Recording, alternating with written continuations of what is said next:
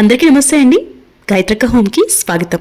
ఈరోజు వీడియోలో మార్చి 14 పౌర్ణమి రోజున లక్ష్మీదేవి పుట్టినరోజు అంటే లక్ష్మీ జయంతి జరుపుకుంటూ ఉంటాము.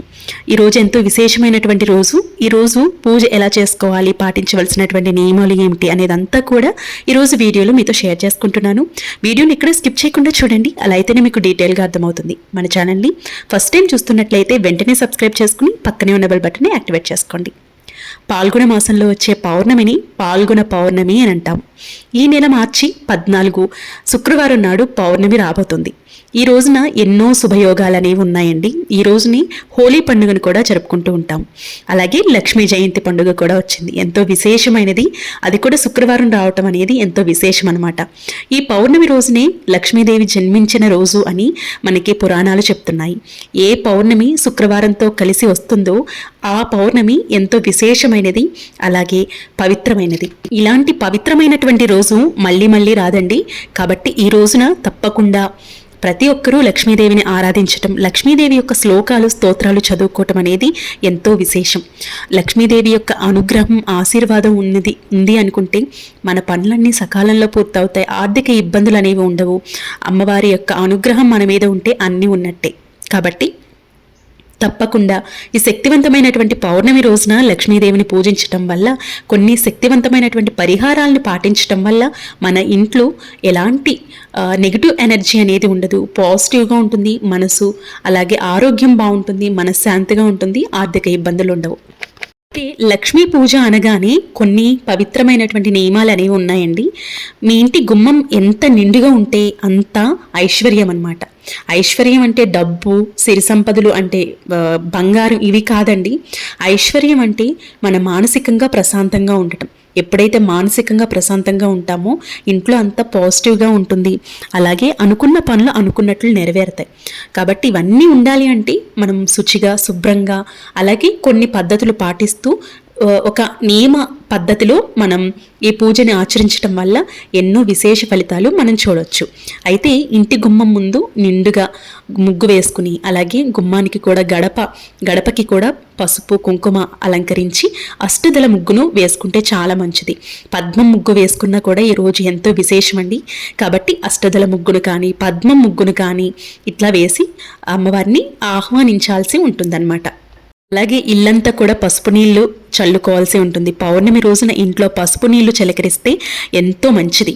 కాబట్టి పాజిటివ్ ఎనర్జీ కూడా ఉంటుంది. మన ఇంట్లో ఉన్నటువంటి నెగిటివ్ ఎనర్జీ అంతా కూడా పోయి పాజిటివిటీ అనేది ఉంటుంది. అలాగే ఇంటి ద్వారబంధం ఎక్కడైతే ఉంటుందంటే సింహద్వారం మీద మనం స్వస్తిక్ గుర్తుని సవ్యమైన దిశలో మాత్రమే వేయాల్సి ఉంటుంది. స్వస్తిక్ గుర్తుని వేసుకున్నా కూడా చాలా మంచిదండి. ఈరోజు అమ్మవారిని గులాబీ పూలతో అలంకరించి గులాబీ పూలతో పూజిస్తే ఎంతో విశేషం అన్నమాట.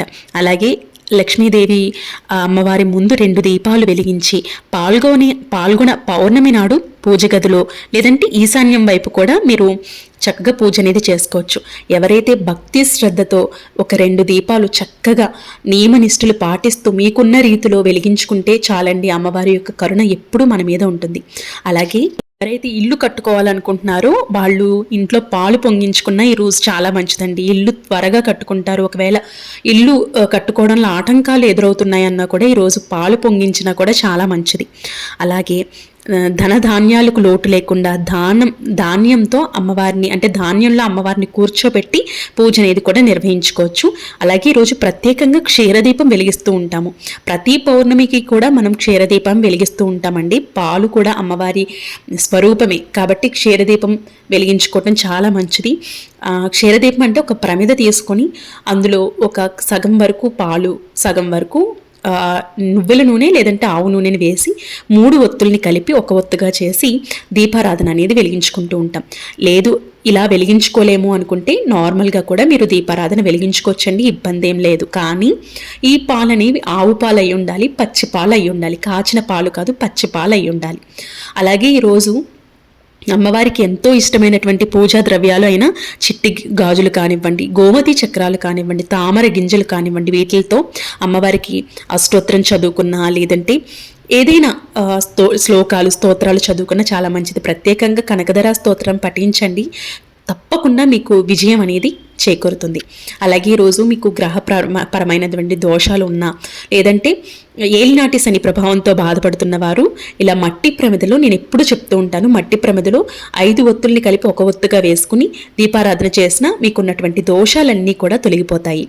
అది కూడా ప్రత్యేకంగా పౌర్ణమి రోజున చేసుకుంటే చాలా మంచిదండి. తులసమ్మ దగ్గర కూడా మీరు దీపారాధన చేసుకోవటం కూడా ఎంతో మంచిదనమాట, ఐశ్వర్యం కలిసి వస్తుంది. అలాగే పౌర్ణమి రోజున సాయంత్రం సమయంలో తులసి కోట దగ్గర నెయ్యి దీపం వెలిగించినా కూడా చాలా మంచిదనమాట. ముక్కోటి దేవతలు మనం ఎక్కడైతే దీపారాధన చేస్తామో అక్కడ కొలువై ఉంటారట.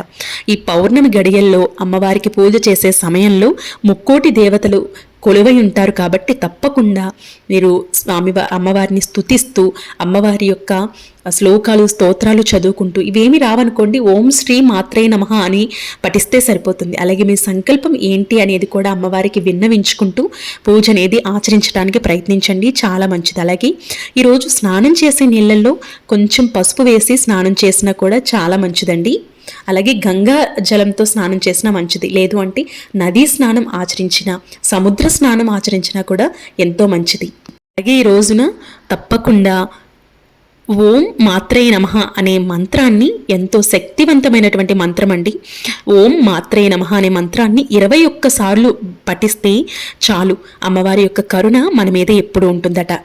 అలాగే ఈరోజు ఉప్పు దీపారాధన కూడా పెట్టుకునే వాళ్ళు పెట్టుకోవచ్చండి, ఇబ్బంది ఏం లేదు. అలాగే ఈరోజు కామాక్షి దీపం కొత్తగా వెలిగించుకోవాలనుకున్న వారు కూడా తప్పకుండా ఈరోజు కామాక్షి దీపాన్ని వెలిగించుకోవచ్చు అనమాట.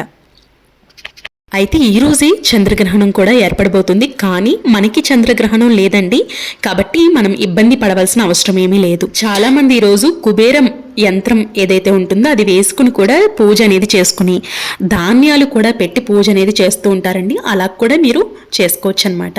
అలాగే మీరు పూజ చేసే సమయంలో, అంటే పూజ చేసేటప్పుడు తప్పకుండా ధనలక్ష్మి కుంచాన్ని కూడా పెట్టి పూజించండి. ఎందుకంటే ఇవన్నీ కూడా లక్ష్మీదేవికి ఎంతో ఇష్టమైనటువంటి పూజా ద్రవ్యాలు, ఇవన్నీ కూడా ఎంతో పవిత్రమైనవి. కాబట్టి ఇవన్నీ కూడా పెట్టి అమ్మవారిని పూజ అనేది చేసుకోవచ్చు అనమాట. అలాగే ఈరోజు పూజలో వెంకటేశ్వర స్వామి పటం ఉన్నా, లేదంటే విగ్రహం ఉన్నా కూడా పెట్టుకుని పూజ అనేది చేసుకోవచ్చండి. లేదు అంటే శ్రీ మహావిష్ణువు పటం ఉంది అనుకుంటే ఆ విష్ణువు స్వరూపంగా ఉన్నటువంటి పటాన్ని కూడా మీరు పెట్టుకోవచ్చు అనమాట. అలాగే చాలామంది ఈరోజు దానాలు చేసేవాళ్ళు ఉంటారు. ఈరోజు దానాలు చేయటం ఎంతో విశేషమైనటువంటి రోజు అనమాట.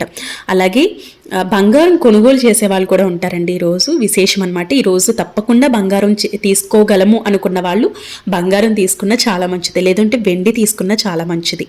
ఇట్లా ఈ విధంగా నియమ పద్ధతులు పాటిస్తూ చక్కగా ఈరోజు పూజ అనేది ఆచరించడానికి ప్రయత్నించండి. అమ్మవారి యొక్క కరుణ మన మీద ఎప్పుడు కూడా ఉంటుంది. ఒక్కసారి అమ్మవారి దయ మన మీద ఉండి, అమ్మవారి చల్లని చూపు మన మీద ఉంది అంటే మనకి ఉన్నటువంటి ప్రాబ్లమ్స్ అన్నీ కూడా క్లియర్ అయిపోతాయండి. మనకి అనుకున్న రీతిలో మన లైఫ్ అనేది ఉంటుంది. మన పిల్లల భవిష్యత్తు బాగుండాలి అన్నా, లేదంటే మనకి ఇంటి పరంగా బాగుండాలి అన్నా ఎంతో విశేషమైనటువంటి రోజు అనమాట. కాబట్టి తప్పకుండా ప్రతి ఒక్కరూ కూడా ఈ పూజను ఆచరిస్తారని మనస్ఫూర్తిగా కోరుకుంటూ అందరూ బాగుండాలని కూడా కోరుకుంటున్నాను. థ్యాంక్ యూ ఫర్ వాచింగ్ అండి. రేపటి ఒక మంచి వీడియోతో మళ్ళీ మీ ముందుకు వస్తాను. Thank you for watching. మీ గాయత్రక్క.